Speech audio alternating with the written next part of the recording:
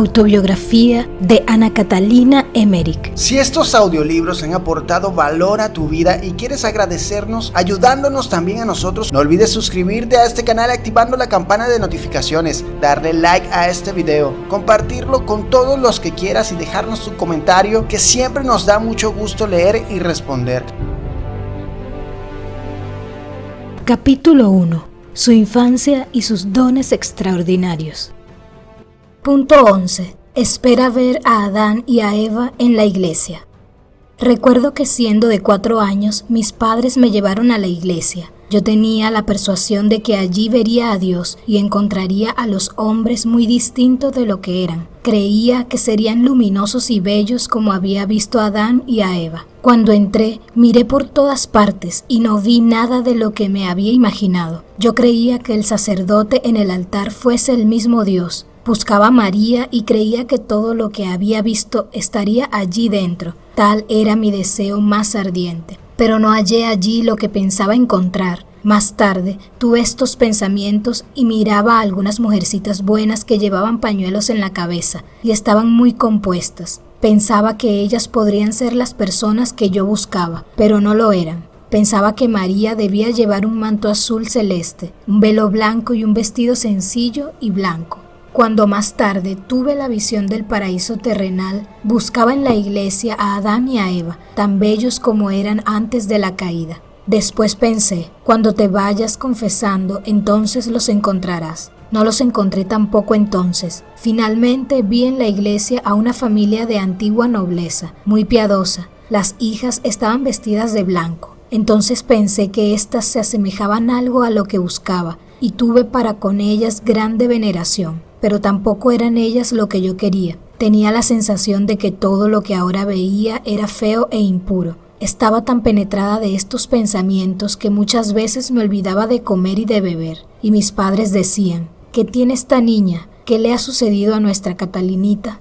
Muchas veces cuando yo era niña, disputaba con la mayor confianza con Dios y le decía por qué había hecho tal cosa así o aquella otra. No podía concebir cómo Dios hubiese dejado nacer el pecado, desde que Él lo tiene todo en sus manos. Sobre todo la eternidad de las penas infernales me parecía dura sobre todo posible entendimiento. Entonces me sobrevinieron visiones que me instruyeron de tal manera y me amonestaron que bien pronto estuve convencida de cuán infinitamente justo y amoroso era Dios, y también estuve convencida de que si me hubiese sido posible hacer por mí misma alguna cosa, lo hubiese hecho indeciblemente mal en todos los casos. Punto 12. Cómo rezaba con su hermano. Cuando era muy pequeña, mi hermano mayor dormía en la misma pieza. Era piadoso y muy a menudo rezábamos junto a nuestros lechos por la noche con los brazos abiertos. Yo veía frecuentemente a la cámara iluminarse. Cuando había rezado largo tiempo, me sentía como levantada en alto y una voz me decía, «Vete a tu lecho». Mi hermano a veces se asustaba, pero yo continuaba rezando mucho tiempo. También mi hermano era molestado frecuentemente y asustado por el enemigo infernal. Una vez mis padres lo encontraron de rodillas con los brazos abiertos y aterido de frío. Punto 13. Sentimiento de repulsión ante las tumbas de paganos.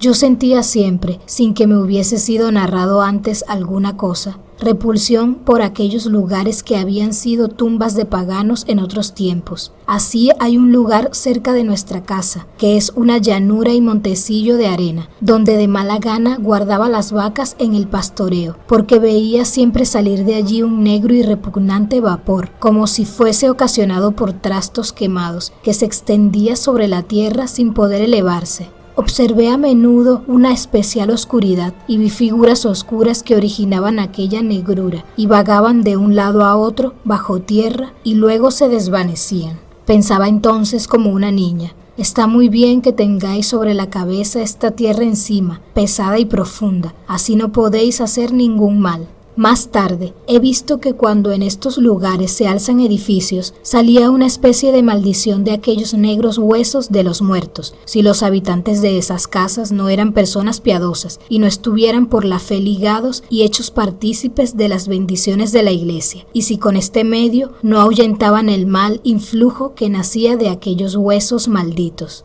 Cuando por lo contrario querían los moradores alejar el mal por medios no eclesiásticos o por medios supersticiosos, entonces, sin sospecharlo siquiera, venían a ponerse en relación con las potencias infernales y el maligno espíritu adquiría aún mayor influjo sobre ellos. Me es sumamente difícil hacer comprender estas cosas a los demás, porque veo todas estas cosas delante de mis ojos, pero los otros se las deben imaginar, pensando y reflexionando. Me parece también más difícil comprender cómo para tantos todo se confunde y se hace indiferente, lo sagrado y lo no sagrado, el creyente y el incrédulo, lo redimido y lo no redimido, y cómo todos ellos no ven en las cosas sino la apariencia externa, es decir, el color, si se puede comer o no comer, sacar ganancia o no, o cosas semejantes. Yo veo y siento todas estas cosas de muy distinta manera. Todo lo santo y bendecido lo veo luminoso, multiplicándose, reflejando luz y difundiendo salud y ayuda. Al contrario, todo lo profano, todo lo maldecido, lo veo siempre oscuro, difundiendo tinieblas y ocasionando perdición.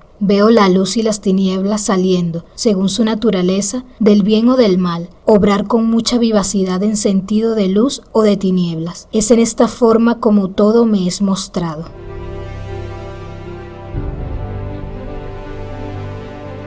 Punto 14.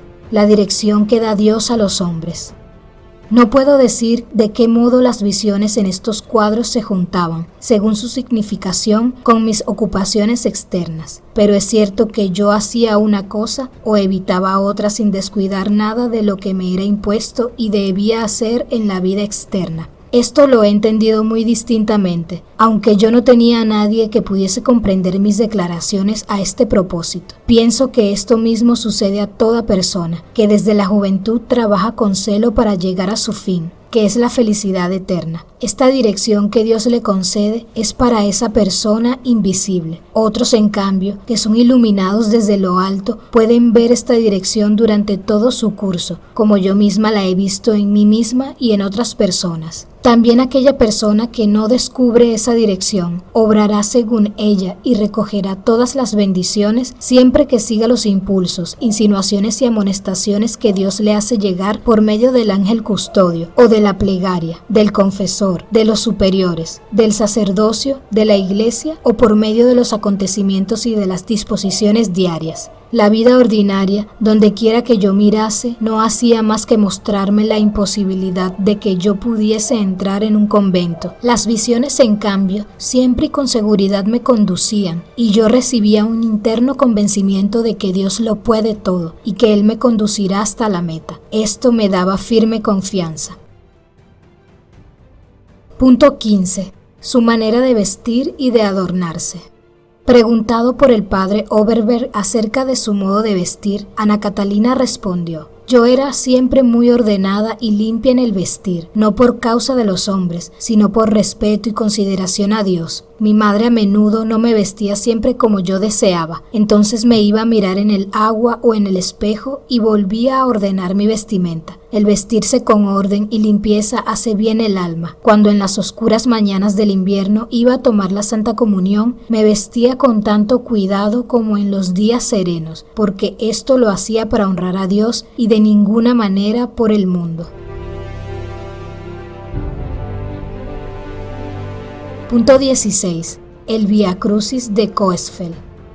Una vez fui con una amiga a las 3 de la mañana a recorrer el Vía Crucis de Coesfeld. Teníamos que pasar los muros ruinosos de la ciudad. Cuando al volver rezábamos delante de la iglesia, vi la cruz con todos sus exvotos y dones que pendían de ella salir de la iglesia y venir hacia nosotras. La he visto clara y distintamente. Mi compañera no la vio, pero oyó el rumor de todas aquellas cosas que pendían de la cruz. Muchas veces solía ponerme detrás del altar mayor y rezar delante de la cruz milagrosa. Allí me sucedió a menudo que el Salvador crucificado se inclinaba hacia mí. Yo experimentaba entonces una sensación maravillosamente extraña.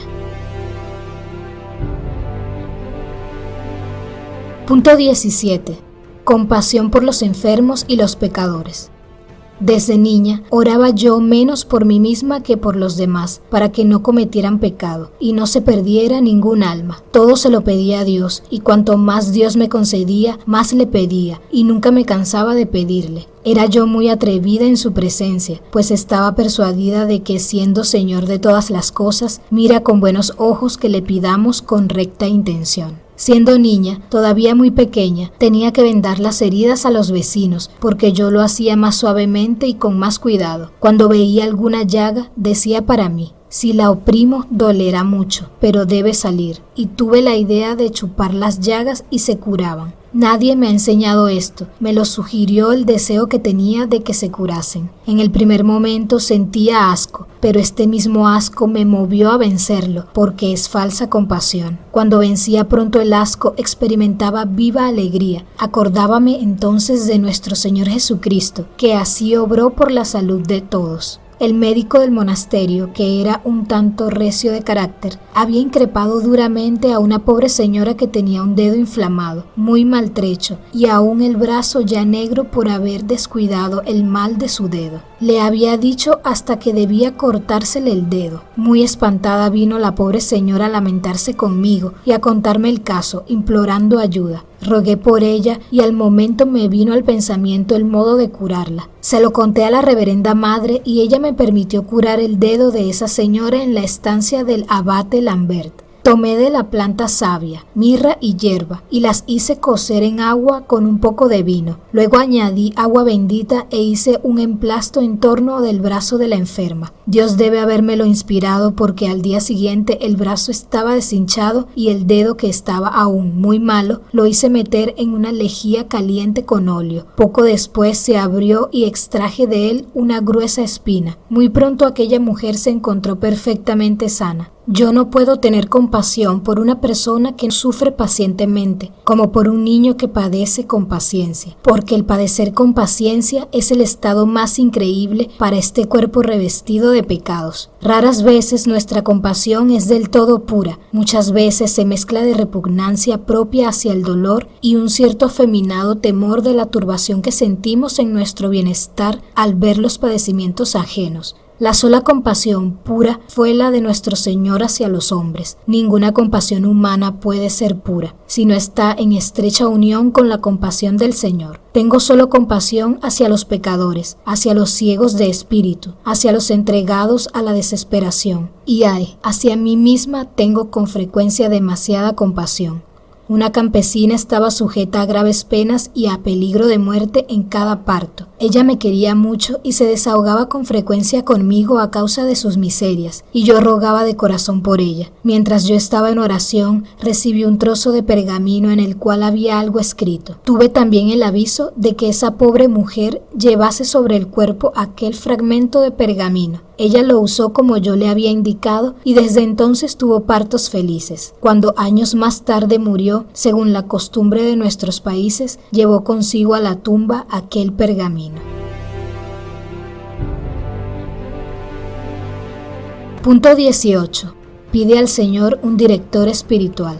Yo clamaba a menudo al Señor que se dignase mandarme un sacerdote con el cual pudiera abrir enteramente mi corazón. No pocas veces me encontraba en la mayor angustia, temiendo que cuanto pasaba por mí fuera obra del maligno. Caí en las dudas y por temor de ilusiones rechazaba todo lo que tenía ante los ojos, lo que sufría, todo aquello de que vivía y que por otra parte me servía de consolación y fuerzas. Es verdad que el abate Lambert trataba de tranquilizarme, pero como yo me encontraba fuera de toda posibilidad de mostrarle con claridad los acontecimientos de mi modo de vivir y él conocía poco el alemán, mis angustias se repetían frecuentemente. Todo lo que me sucedía y me era confiado a mí, pobre campesina ignorante, me era incomprensible, aunque por haberlo recibido desde la infancia no debía parecerme extraño ni maravillarme. Durante los últimos 4 años de claustro, yo vivía en una visión continua y me sucedían de continuo cosas semejantes. Viviendo en este estado, no podía comunicarlas a otras personas, las cuales, no habiendo probado ni imaginado cosas semejantes, las tenían sencillamente por imposibles. En este interno abandono en que me encontraba, rogué al Señor una vez en la iglesia solitaria, y he aquí que entendí clara y distintamente estas palabras, que me llenaron de profunda emoción.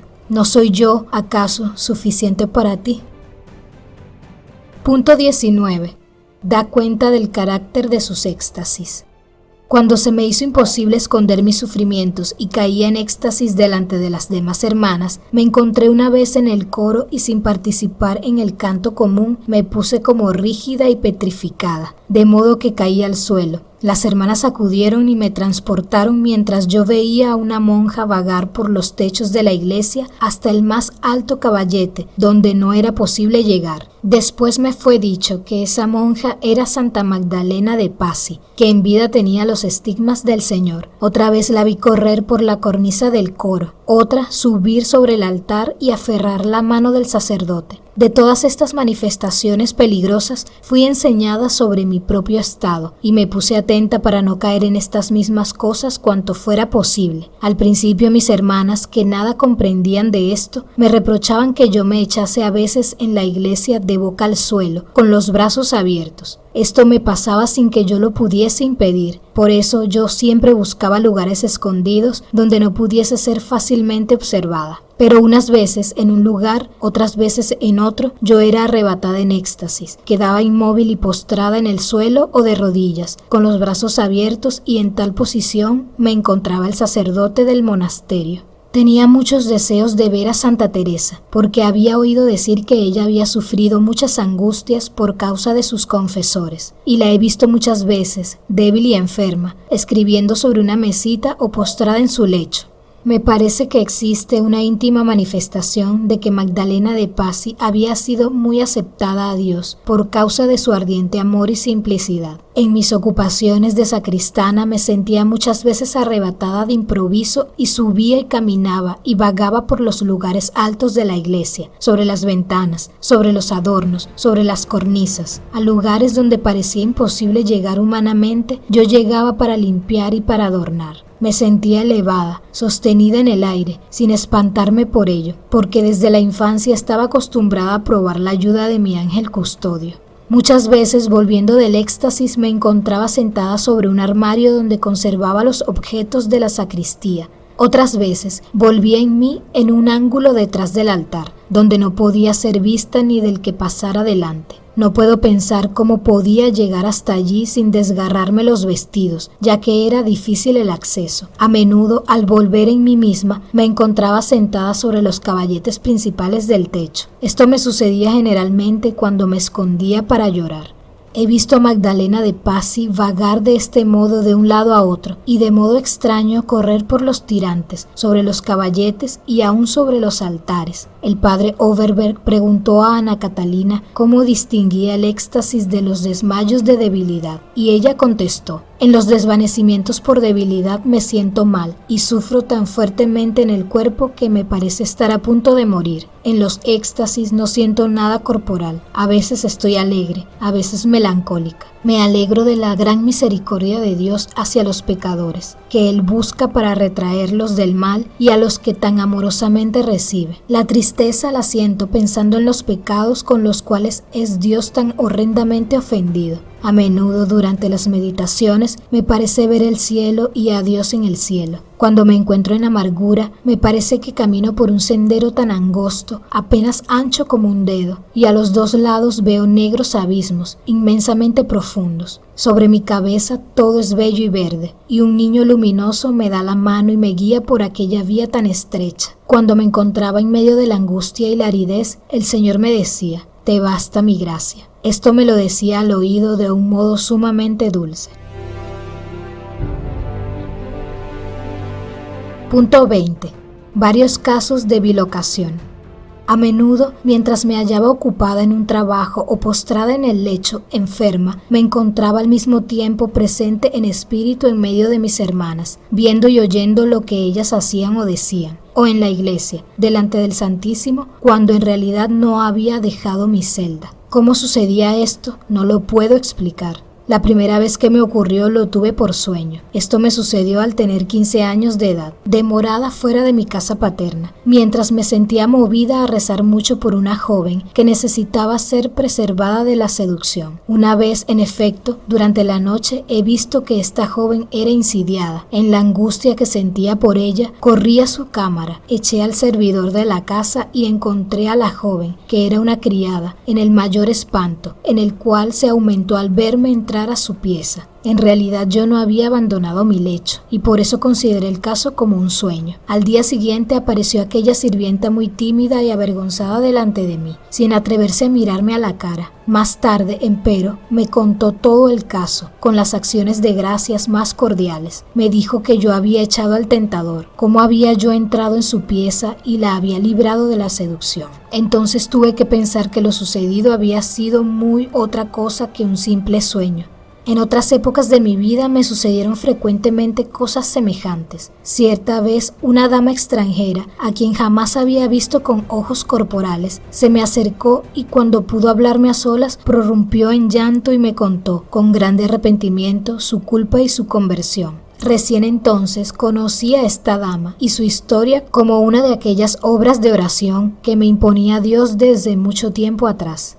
No solo fui mandada en espíritu a tales personas, sino algunas veces corporalmente. En las construcciones anexas al convento habitaban personas seglares de servicio. Mientras me encontraba tendida en el lecho, gravemente enferma, he visto a 2 de esas personas juntas conversando sobre asuntos piadosos en palabras, mientras en sus corazones se agitaban intenciones perversas. Me levanté en visión y atravesé el convento hasta llegar a la casa anexa para alejar a esas personas, una de otra. Cuando me vieron, huyeron espantadas, pero me dejaron aún después de aquel momento mala impresión de lo acontecido. Durante el retorno, volví en mí misma y me encontré en mitad de la escalera del monasterio, solo con grande fatiga a causa de mi debilidad. Pude llegar hasta mi celda.